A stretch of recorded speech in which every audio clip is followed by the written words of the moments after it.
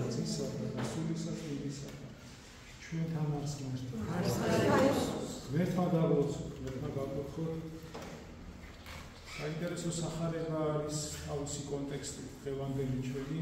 ზოგადად ამ სახარებაშიც და სხვა სახარებაშიც ხდება ესეთი უცნაური ფრაზა განსხვავების მიერ ნათქვამი, რომ ყველაფერი შეიძლება ეპატიოს კაცს, მაგრამ სულიწმინდის გმობის გარდა ასევე ყველაფერი შეიძლება ეპატიოს კაცს. რა ისე იგი ეს რაღაცა ის ცოდვა არის, რომელიც არ ეპატიება არც აქ, არც იქ, არც არასდროს. ხო, ეს რა კატეგორიის ცოდვა არის, სულიწმინდის გმობა. ხო, აი ეს თითქოს რაღაცა ამარტებაც არის ამის შესახებ და ალბათ ასეც არის დაწესებული, იმიტომ რომ ჩვენ ისეთ ტექსტთან გვაქვს საქმე, ზოგადად როცა ეხება ღმერთს საქმე, ეს მხოლოდ აქ იმის თქმა არ შეიძლება, რომ ეს არის 100%-იანი ასე ან ისე. ეს არის, რა თქმა უნდა, ეს სიმბოლოებით ეს ერთგვარი ორიენტირები არის შეიძლება ჩვენ სულსა და გონებაში განსაკვალი, რომ ვიცოდეთ აი რა არის, ზოგადად წარმოდგენა გქონდეს, თორე ზუსტი დეფინიცია ან რამეზე, ან ვინმეზე, ან ღმერთზე, ან იმ რეალობაზე, ან ამ რეალობაზე საკუთარი თავის ვერ გამიგია, საკუთარი თავი ვერ შეგვისწავლია და ხა ჩვენ გვიდა რომ ღმერთი და მისი საუფლო და მისი თვისებები ვიცოდეთ ზედმიწევნად. რა თქმა უნდა ეს აბსურდია და ეს ადამიანის განვითარების დაუსრულებელი პროცესია, იმიტომ რომ ღმერთი არის დაუსრულებელი და ამოუწურავი. მოკლედ, მისი თქმა მინდა, რა არის ის ცოდვა, რომელიც აღიოპატიება არ არის არც ერთ შემთხვევაში და ამობს ეს არის სულიწმინდის გმობა, მაგრამ რას წარმოადგენს სულიწმინდის გმობა აი ამაშია საქმე. ნუ, რა თქმა უნდა, აქ იგულისხმება ის, რომ სულ არის ღმერთი, როგორც ქრისტე სამარიტელ დედაკაცად საუბრება რა, იაკობის ჭასთან და ღმერთის თაყვანისცემას სულით და ჭეშმარიტებით და ეგებისო ეუბნება ის და ის მიანიშნებს, რა თქმა უნდა, ღმერთზე და რა თქმა უნდა, მათ შორის თავის თავზეც. ეს ერთი მხარეა, რა თქმა უნდა. სულიწმინდის გმობა აღნიშნავს სამების მესამე ჰიპოსტასის გმობას. ესე თუ მაინდა-მაინც ამას ასე გავიგებთ. არა, სულიწმინდის გმობა ნიშნავს ღმერთის გმობას ზოგადად, მაგრამ აქაც კიდე მეორე კითხვა შეება. კარგი, ღმერთის გმობა გავიგებთ, კაიო, სულია ღმერთი და ამის გმობა არის უნანიებელი. რა არის ღმერთის გმობა? ახლა შეიძლება ითქვას, კითხვა დავსვა. ანუ რა, ვაგინებ ღმერთს, ან როცა ათეისტი ვარ, ეს არის ღმერთის გმობა? არა, რა თქმა უნდა. ის სხვა კატეგორია არის. ის ცოდვა, რა თქმა უნდა. მაგრამ ანუ მაშინ საინტერესოა, კაი, გავიგეთ რომ სულიწმინდის გმობა არ არის მაინდა-მაინც სამების მესამე ჰიპოსტასის ის ღმერთი არის, ხედია გმობა. ზოგადად ღმერთის გმობა არის. მაგრამ რა უნდა გავაკეთოთ ისეთი, რომ არ დავყვო ღმერთი? ან იქნებ ვაკეთებ ამას. და არ ვიცი. საქმე ამიტომ კონტექსტს დაამშრალობა აქვს. თუ რა კონტექსტში იძახის მაცხოვარი ამ სიტყვებს, არა? ამ სიტყვებს იძახის, როდესაც წარმოვიდგინეთ ეშმაკეული განკურნა ადამიანი, მუნჯი და ეშმაკეული განკურნა გაოცება გამოიწვია იქ ყოფ საზოგადოებაში და არ ნახულაო, არ დაგებულაო ეგეთი რაღაცაო ისრაელში არასდროსო იძახიან ზოგი აღთოვანებული და ზოგი კიდე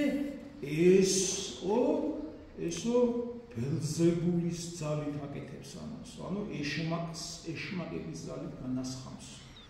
აი ამას და ამის მერე მოაყოლეს მაცხოვარი სწორედ იმას, რაც არ ეპატიებდა პრინციპში ადამიანს სხვა სახარებაშიც იმეორებს ამას. ხო, ეხლა ეს რა კონტექსტი არის, რას ნიშნავს ეს და რა შუაშია ის, რასაც მაცხოვარი იწვევს. თურმე სულიწმინდის გმობას ან ღმერთის გმობა რა, რომელიც აღიოპატიება. ის არის, რომ როდესაც აშკარა სიკეთეს დაარქმევ შენ აშკარა ბოროტებას. როცა სიკეთეს ცილს წამებ და აქცევ ბოროტება. აშკარა სიკეთე განკურნა ეს ადამიანი რა. ესენია მეორე ვიღაცები ამობლე, რომ ეს არის ეშმაკის ხელით მოქმედებს, რომ მაგაზე მეტი ცილისა, მაგაზე მეტი გაუკუღმართება რეალობა სიკეთისა რა არის რა. ესე როდესაც შენ სიკეთეს ბოროტება წარმოაჩენ, ან თუნდაც პირულ ბოროტებას სიკეთე წარმოაჩენ.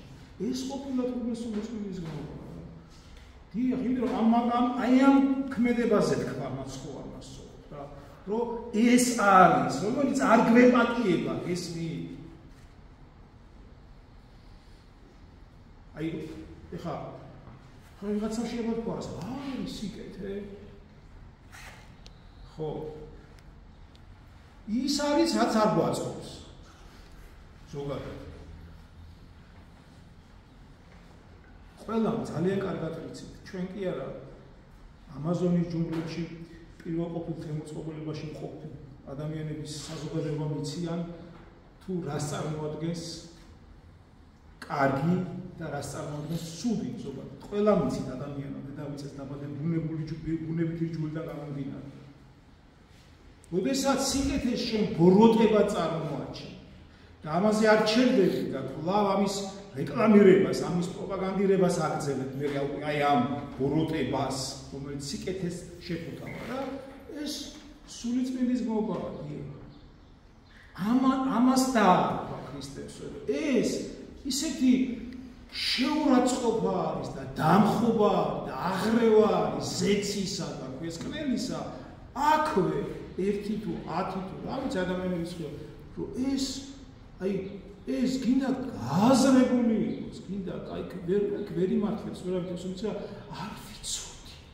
რას ნიშნავს არ ვიცოდი, ხო? ეს არის ზეცის და ქვესკნელის გაერთიანება და აღრევა და დამხობა და ერთმანეთში. რას ნიშნავს არ ვიცოდი. რაც კარგია არ ვიცი რომ კარგი. ხო ეს მოკლედ, რა თქმა უნდა ჩვენ გვაქვს, რა თქმა უნდა ეს გამოძღვრის და თავის მართლების სრული აპარატი ჩართული, რა თქმა უნდა, ყველაფერს გავაპროექტო, ყველაფერს ეს სხვა ამბავია, მაგრამ ხო აი ეგეც არის სწორედ სულიწმიდის გმობა. როგორ pravdeba, როგორ ხდება შავი თეთრად, ამ პირიქით თეთრი შავად, როგორ აი ეს ჩვენში რო არის შეფუთული კი არა ჩამონტაჟებული გამართლების, ყველაფრის გამართლების კაცი რომ მოკლა იმისაც გამართლებ, რომ რა უნდა ყოველს ნაკლებად მაგ პრობლემა არ მეკული. ეკუთვნოდა ასეთი იყო, ისეთი იყო. მოკლედ, ყველაზე მარტივია კაცის ფრის გამართლება.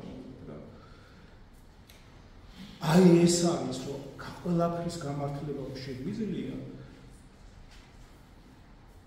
ეგ არის სულიწმიდის გმობა, იმიტომ რომ შენ არ უშვებ შენ თავში, შენ ცუდი ხარ და ყველა ვარიანტში აპრიორი ყველა სხვა არის ცუდი. დღეს ცოტა გაუჭირდებოდა ქრისტეს უყოფილება. იმიტომ რომ თანამედროვე საზოგადოებაში საერთოდ დაყირებული არის რა არის კარგი და რა არის ცუდი. აი სწორედ ის რასაც უწოდა ეს ქრისტე სულიწმიდის გმობას, რომელიც არ ეპატიება, ეს არის დღეს სრული სისავსით დედამიწაზე მოფერმილი და რეკლამირებული. ანუ რა? ანუ ის საინფორმაციო საშუალებები იქნება, რა ვიცი, რა ყველაფერი სოციალური ქსელებიდან რაც არის ყველანაირი. ანუ არანაირი შეფობა არ აქვს თანამედროვე ეპოქაში რა არის სიკეთე, რა არის ბოროტება, რა არის კარგი, რა არის ცუდი. თავარი არის თუ რა შეკვეთა არის, როგორი აღქმა ჩამოუყალიბოს ამა თუ იმ საზოგადოების ფენას, ამა თუ იმ სეგმენტს, ამა თუ იმ საკითხზე. ანუ მარკეტინგი არის ესეთი სუპერ პრაგმატული და ვერაგული ამავდროულად. ანუ აქ ამაზე კი ლაპარაკობ, ვინ კარგია, ვინ ცუდია, ეს კარგია, ეს ცუდია, ეს კაი გაკეთდა. ეს საერთოდ აღარ არის ქრისტესობაში. სამწუხარო. აქ დღეს სამყარო გადასულია სწორედ იმ ფაზაში, რასაც ქვია, აი აშკარად სულიწმიდის გმობა, გმობის ფაზაშია გადასული სამწუხაროდ ეს. იმიტომ რომ არ აქვს მნიშვნელობას. მნიშვნელობა აღარ აქვს სამწუხაროდ. კარგსაც და ცუდსაც. თავარი არის სხვა რაღაცები. თავარი არის როგორ მაწყობს, როგორ მომწონს, როგორ მიმაჩნია მე, რამდენად სასარგებლოა ჩემთვის. რამდენად გამომადგება მე, არ ახალია ისე ეგოცენტრიზმი და ეგოიზმი. ანუ კიდევ მეორე სულიწმიდის გმობა არის როდესაც აშკარად სიკეთეს ასაღებ აშკარა ბოლო. აი ამ ფენომენს ზოგადად ყველანაირი მრავალი ერფერია ჩვენი საყოფაცხოვრო ცხოვრებაში. ვინაც ერთმანეთთან ურთიერთობაში თუ ფართო მასშტაბებით თუ რა ვიცი. და ფრთხილად უნდა ვიყოთ. ფრთხილად ყოფნა ნიშნავს, რომ ემან და წამოუშვეს რაღაცა კი არ არის. არამედ საკუთარ სამყაროს ჩვენ შიგნით დავაკვირდეთ ფრთხილად, რომ რა განწყობებზე ვართ. რაზე ვარ წამსვლელი ეს. ახლა ასე დასაკითხი. რაზე ვარ წამსვლელი? შეიძლება ყოველთვის ასე იყო, მაგრამ დღეს მხოლოდ ასე არის შეიძლება ითქვას პრობლემებული ადამიანის ყოფილება და მსოფლმხედველობა. რაზე ვარ წამსვლელი, მე რომ რაღაცას მივახცევ. აი ეს არის ხედვა თუ ვნებავთ პრიზმა დავაყოთ ადამიანის მე ხო თუნდა ერთეულებზე არ მაქვს საუბარი, მაგრამ ეს არის ადამიანის თანამედროვე სამყაროში ყოფი ადამიანის ესე ვთქვათ დევიზი მოქმედების არსებობის და ასე შემდეგ. აი ამ ვითარებაში ცხოვრობ სამწუხაროდ. აი ამ ვითარებაში ცხოვრობ და ამიტომ არ გააგვილებულა ჩვენი ყოფა გართულ და გაცილებით გართულებულია ყოფა. იმიტომ რომ დღეს გაცილებით რთულია იყო ქრისტიანი ვიდრე თუნდაც 50 წლის წინ, თუნდაც 100 წლის წინ, თუნდაც 200 წლის წინ ქრისტიანი ყოფნა. დღეს გაცილებით რთულია ეს. იმიტომ რომ გაცილებით დიდი საშიშროებაა ქრისტიანს დაემართოს ეს რომ კაცს ცუდი უწოდოს. ეს მეტი საშიშროება იმიტომ არის რომ შეფუთვა არის დღეს გაცილებით მარტივი ცუდისა, კარგად გასაღების და ასე შემდეგ. და მით უმეტეს თუ ამგვარ ქრისტიანს რაღაცების გაправებაც ეხერხება და უნდა რაც თავარი არა თუ ეხერხება. ხოდა ეს არის ის ცოდვა, რომელიც არ მიეტევება ამას იძახის არა ამა ლევანი, არამედ იესო ქრისტე. მერთმა დაგვიფაროს ასეთი ძობრებისგან. მერთმა გაგვოცოთ, მერთმა შეგვიწყალოს ყველა ამინ.